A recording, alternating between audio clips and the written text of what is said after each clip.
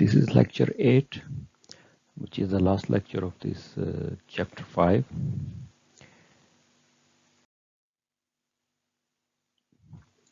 Few small articles actually at the end. I'm not gonna go in much detail of these articles, but to have a little idea here, you can see gain revisited.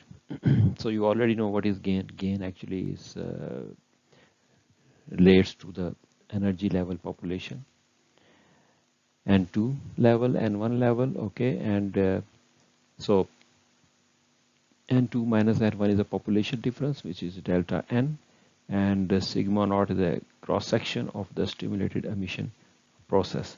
So the gain can also be equal to N2 minus N1 because it's related to the energy level population. So the gain is proportional to the population inversion as well as the cross section.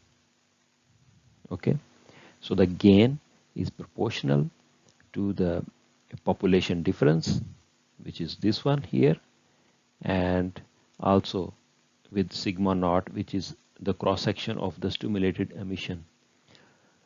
Okay, and the equation to calculate the threshold gain, which we have studied already, G threshold, this is threshold gain, okay, and is equal to gamma plus 1 over 2L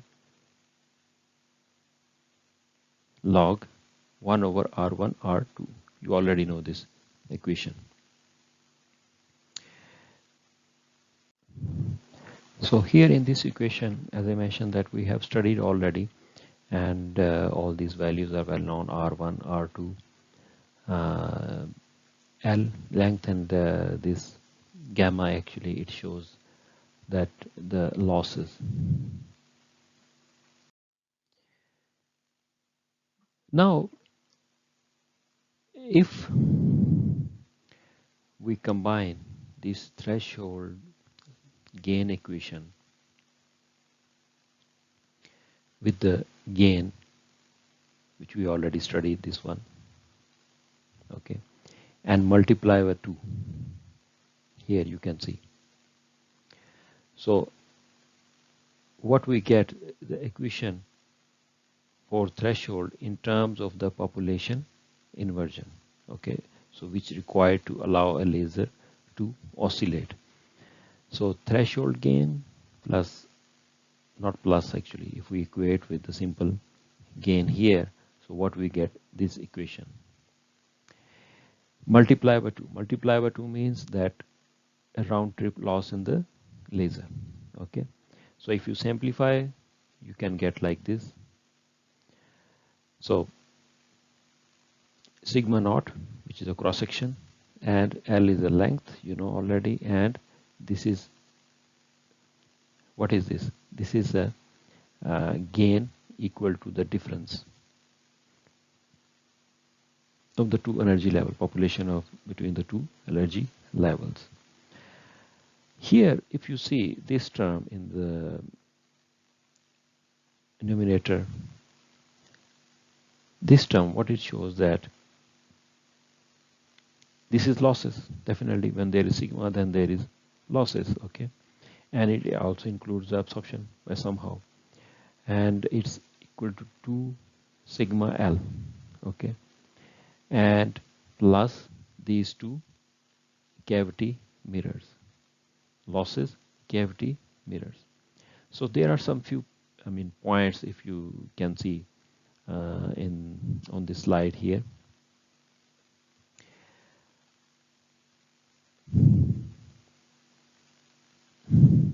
Pump power to the laser is increased from 0, okay, and inversion delta N, N2 minus N1 become larger in proportion to pump power, okay, increase in gain, in other words, increase in gain.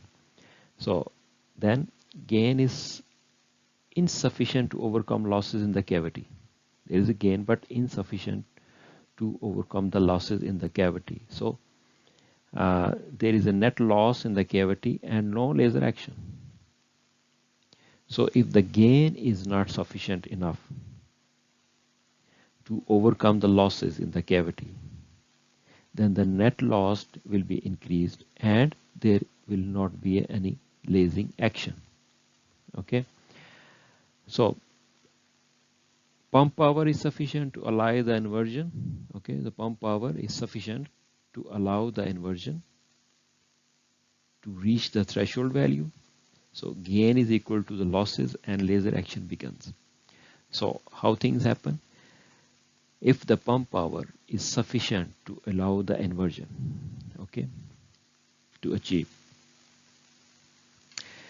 So then we reach the threshold value and the gain is equal to losses and laser action begins. So gain equal to losses, not less than losses.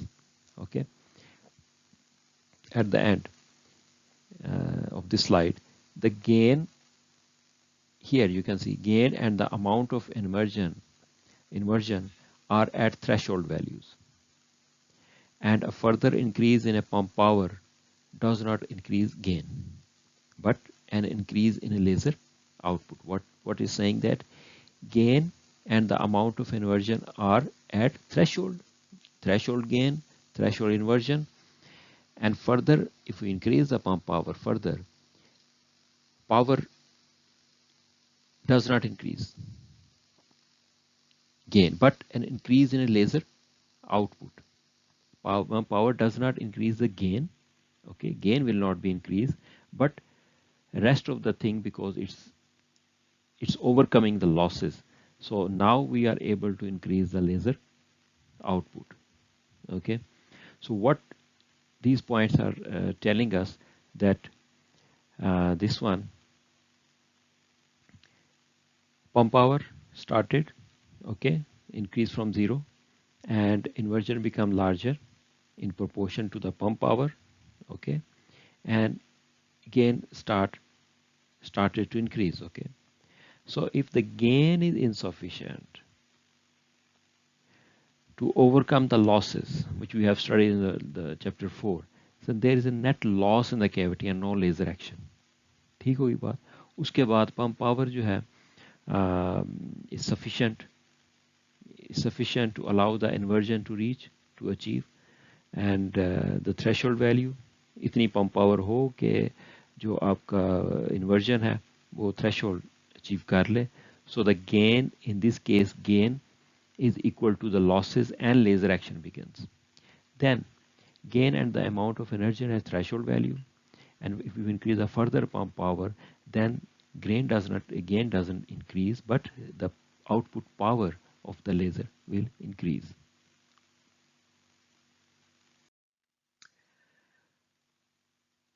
The next article, saturation. In the normal case, we know that in a laser amplifier, that power increases exponentially with length. Okay, and power increases exponentially with the length, like this equation, P out P in exponential G naught. This is a gain. Okay, it's a small gain, and L is a length.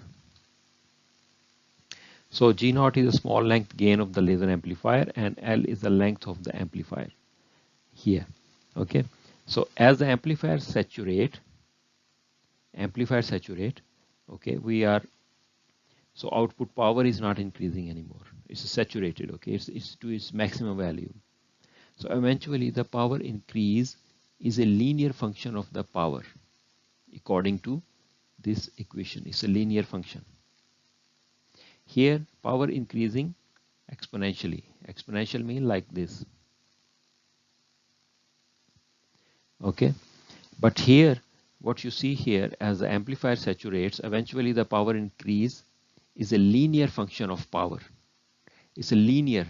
Okay, P out plus P in plus G naught L. Okay, so if you draw this thing, that is a concept of slope as well here.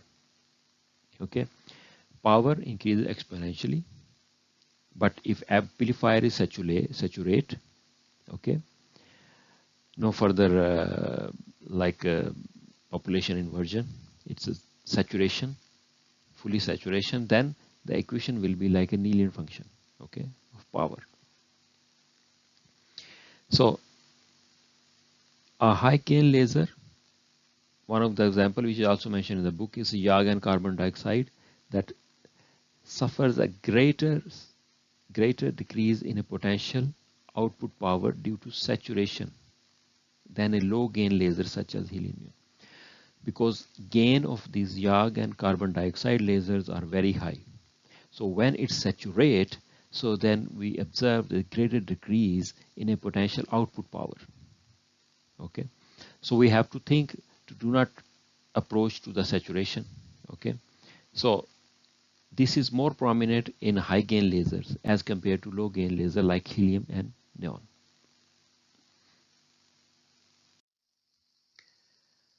Further, if we can see in this slide that the gain is of a saturated system. Okay, the saturated system is dependent on the photon flux inside the cavity.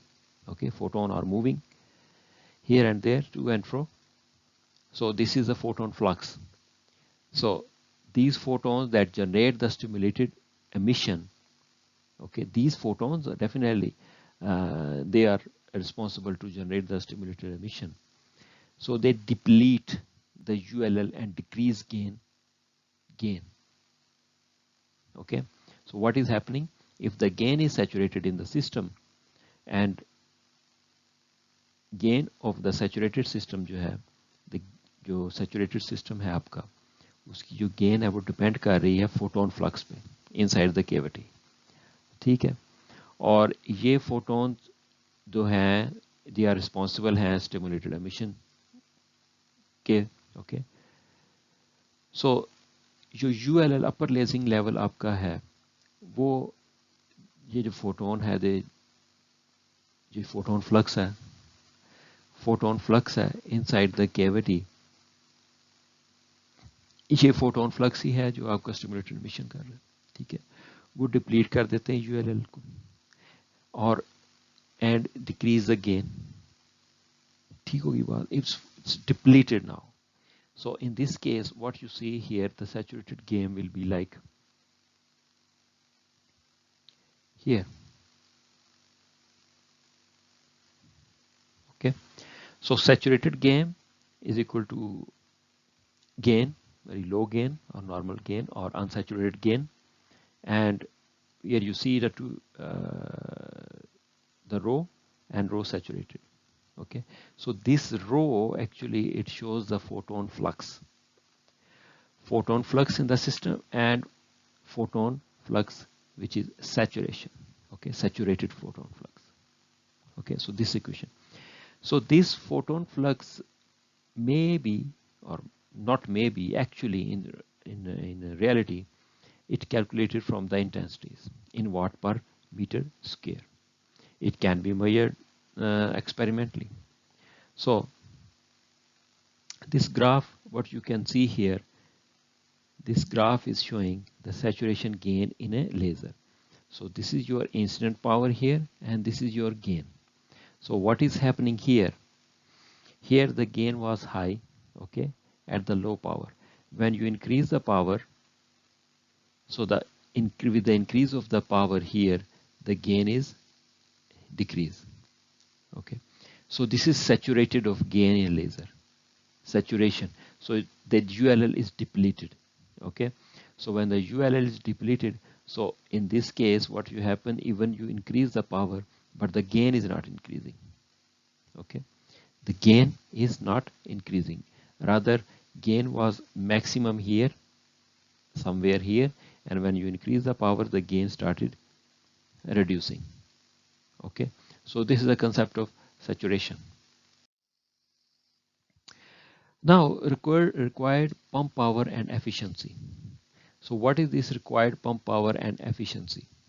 This is an important factor actually, an important thing to know that. So minimum pump energy that must be delivered to the system, that is P minimum, is equal to rate of change of the population at ULL. Okay, So minimum pump energy that must be delivered to the system, that must be delivered to the, so the minimum pump energy, so required pump power and efficiency. So the here the minimum pump energy is equal to rate of change of the population level at ULL. VH, what is V? V is the active volume of the amplifier. We are saying here amplifier, okay? And H nu is the photon energy, you already know, required at ULL. Okay, so this is a standard equation if you want to find out the minimum pump energy required. Minimum pump energy required to start lasing is equal to rate of change of NULL, the energy level, which is upper level, okay, and is multiplied with the active volume of the amplifier, and H nu, which is energy of the photons, okay, at ULL. So this energy, this photon energy at the ULL must possesses to emit a lasing photon and decay further to ground state, we know already, okay. And these are the things which I don't need to repeat again and again. The rate, this rate is the rate at which energy decay from the pump level to the upper lasing level. From pump level to upper lasing level, ULL, okay. So the population of the level at any time t, the population of the level at any time t, it's like this, okay.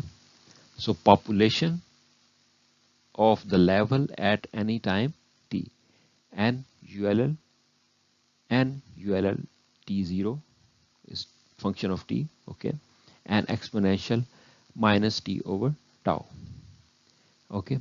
So here n ULL is a population of the ULL at time t is equal to 0, and tau is the spontaneous lifetime of the level. Taking the differential of the equation with respect to time, तो अगर हम इसका differential लें with respect to time, this same equation, then what you get this one.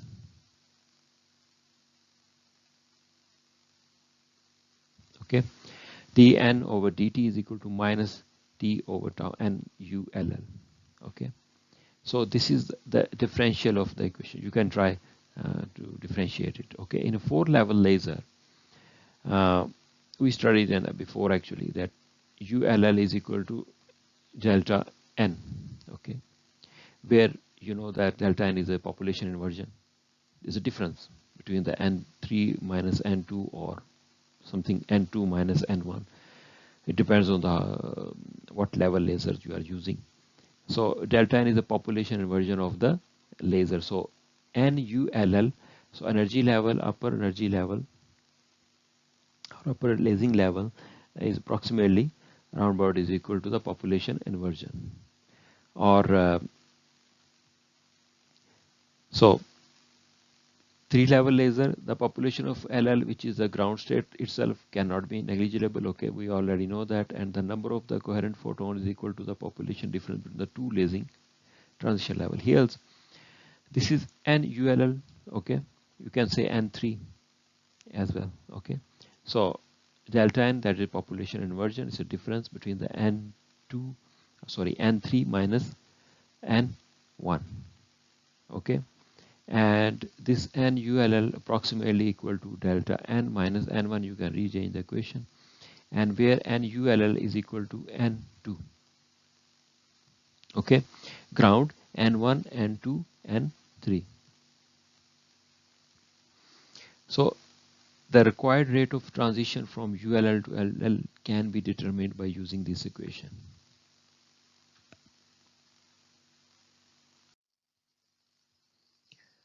Now the intrinsic quantum efficiency of the atomic system. Another thing, actually, that thing is linked with this thing what we were studying before. The intrinsic quantum efficiency, there is a formula for the intrinsic quantum efficiency. The quantum efficiency, you can say, of the atomic system affects overall efficiency of the laser. The quantum efficiency, okay. So in a 4-level laser, this factor can be defined as, this is a quantum efficiency is equal to EULL, energy of the ULL minus energy ground, over E pump minus E ground, pump energy and ground. Okay, so here, so overall pump efficiency of the overall pump efficiency of the laser, a measure of how well electrical energy is converted to the optical output. Overall pump efficiency. What is pump efficiency here? The pump efficiency is a measure of how well electrical energy is converted to optical output. Electrical energy. Okay. So definitely we need some electrical energy to turn on the flash lamp or to start another laser or this kind of thing, which are the pumping sources. So the overall pump efficiency of the laser is a product of all 4 efficiencies. What are all other 4 efficiencies? You can see here. This is the pump efficiency, is optical efficiency. The coupling efficiency depends upon the geometry of the lasing medium. Then efficiency of absorption and efficiency of the, this is a quantum efficiency, and this is a pump efficiency.